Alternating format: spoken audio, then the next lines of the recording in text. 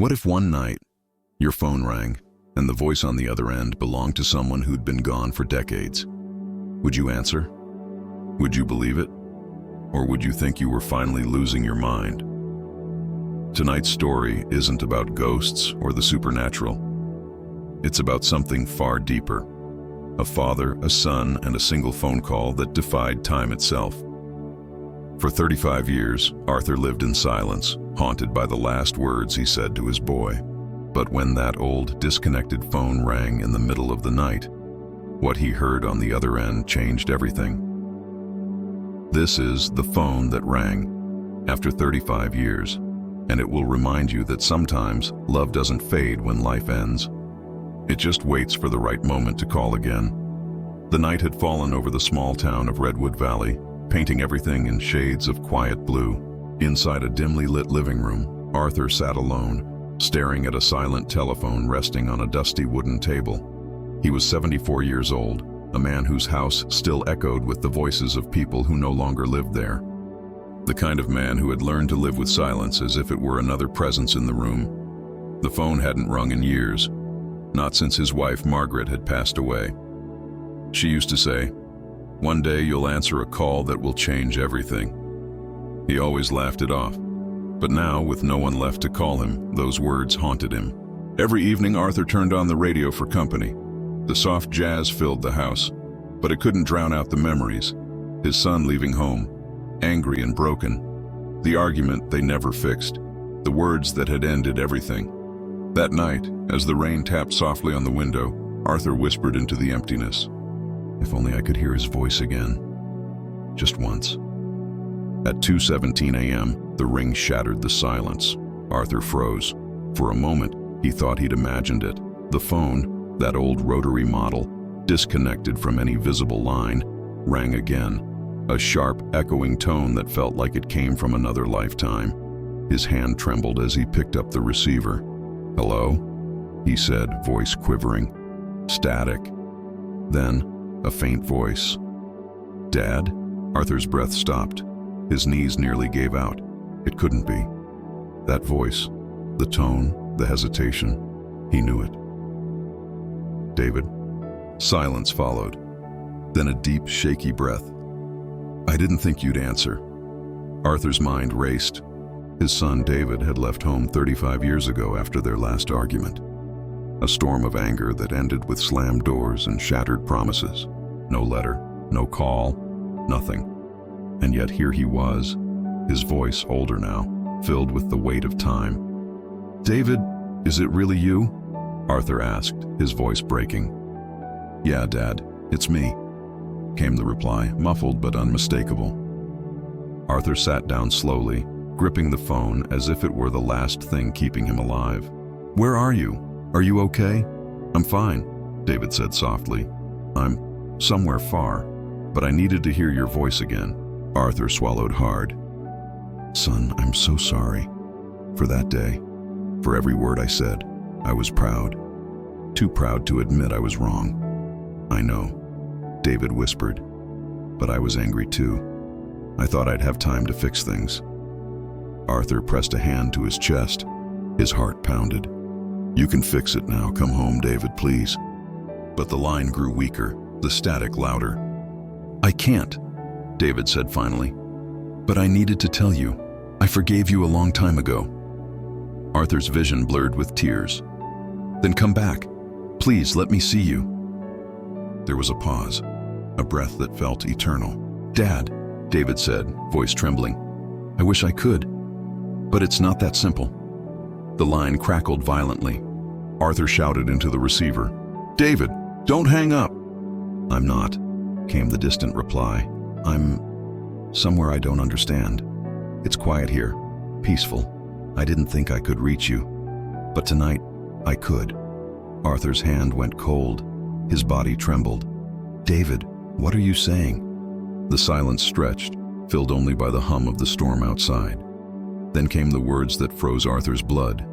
"Dad, I died. 10 years ago. A car accident. I never got to say goodbye." Arthur dropped the receiver. It hit the floor with a hollow thud. He stared at it, his pulse roaring in his ears. His mind refused to believe it, and yet deep down, something in him already knew. He picked the phone back up slowly, whispering, No, that can't be. I didn't mean to scare you," David said softly.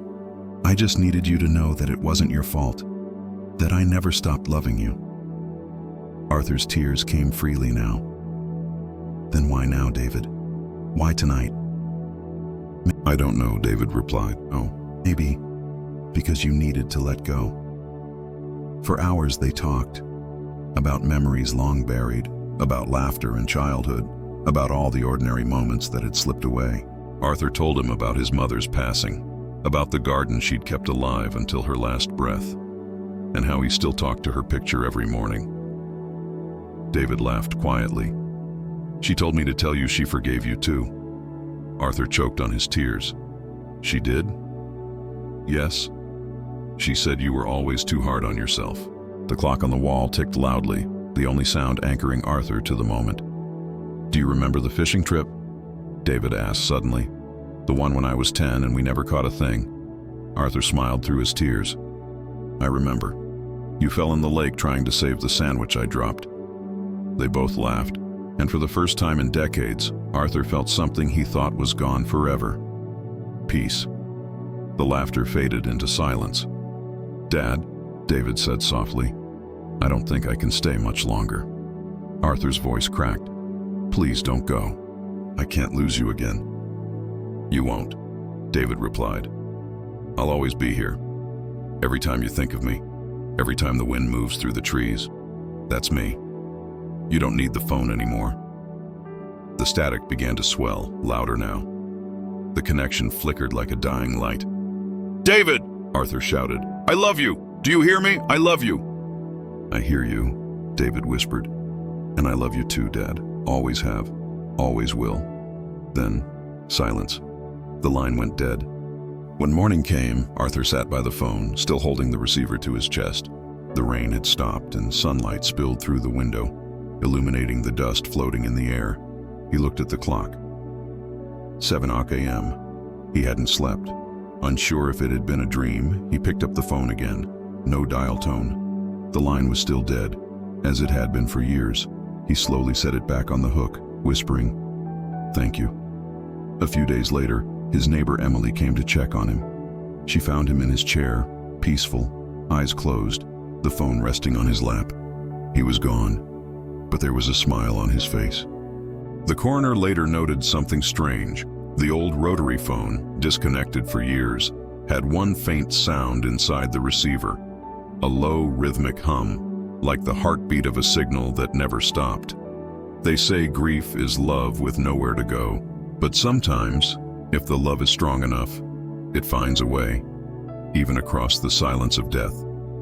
Arthur spent his final hours not in regret, but in forgiveness. He didn't die alone. He died listening to the voice of his son, the one he thought he'd lost forever. And maybe that's the message, that love isn't bound by time, or logic, or distance. It's an echo, a signal that travels through the static of life, waiting for someone brave enough to pick up the call.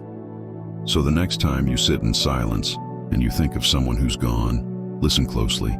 You might just hear them too. How many times have we let silence speak louder than love? How many words have we left unsaid, thinking there would always be another tomorrow? Arthur's phone stopped ringing that night, but his story didn't end there.